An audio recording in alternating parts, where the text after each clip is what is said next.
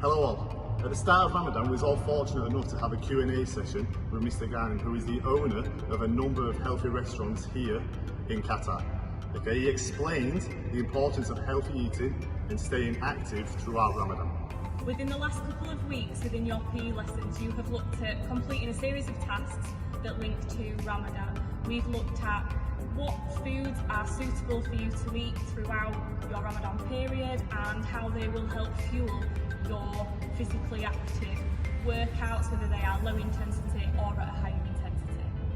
The PE team are now going to show you a number of exercises, okay, that you can do over the next couple of weeks during the Ramadan period. Now, if you are choosing to exercise throughout the day when you are fasting, then keep the exercises to low intensity, okay, so a nice slow tempo. If you are exercising on an evening once you have broken your fast, then you don't necessarily have to do these. It might be the case if you want to go play football, play paddle, do whatever you need to do to meet your needs.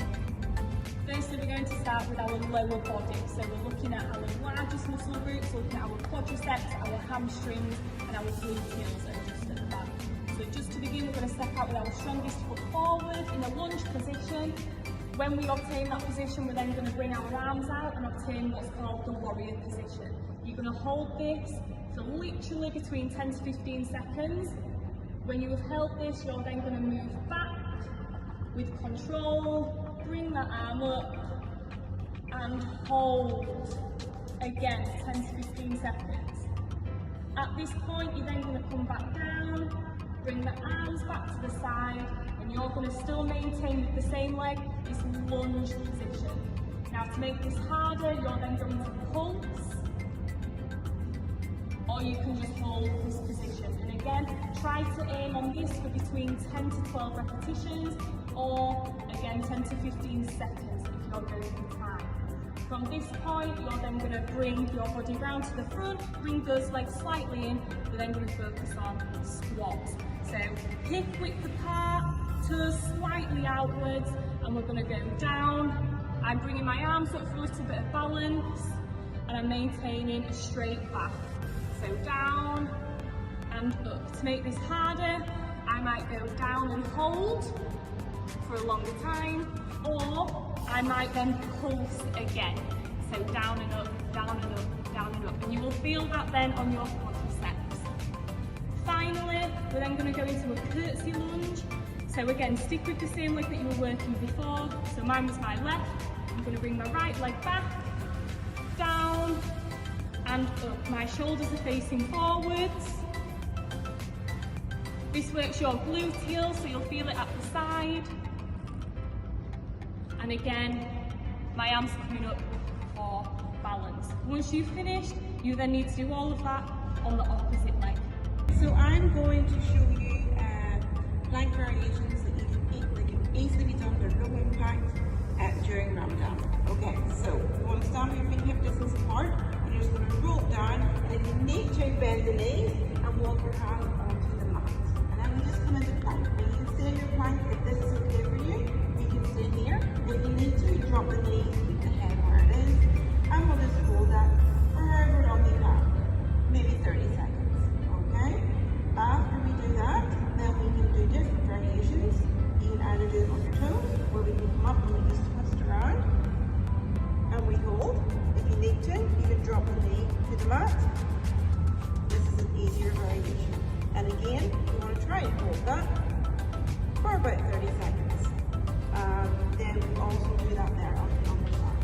Okay? And then we can walk back. Very good for the core, being able to walk up and control. And then we can come back down again. Bend the knees when you need to, walk it out. Another variation of your plank, okay, can be to do shoulder taps. So if you need to, you can drop the knees and we just shoulder tap. Really low impact, nice and slow and controlled. Again, we can do this on the toes, just make sure we try and keep the hips nice and stable, okay? And try and do about 10 of them on each side, and then walk back up. Again, really good for the core. And one more variation we can do is roll it down, bend the knees if you need to, walk it out, okay? And we can do steps, okay? Again, this can also be done on the knees, just keeping the hips nice and controlled. Engage in the core. Okay, and then push it back up. And we have one more that we can also do. Again, it's slow impact. Roll it down and walk back. Come into your plank. And we bring the knee into the chest or the knee out to the elbow. Other leg, knee into the chest or out to the elbow. Again, this can be done on the knees. Elbow. Again. And then walk it back out. And that is your plank variation. Low impact, but really, really good for the core. Hope you enjoy them. Right, by this point, you've already done your lower body and your core, with Mr. Ron and Miss Laura. I'm now going to look at the upper body. We're going to do 4 different variations of the press up. Okay, the first one I'm going to do is going to be on my knees, and this is the easiest. I'm going to increase in difficulty as we go through the 4 exercises. So the first one, simply just going to be on my knees.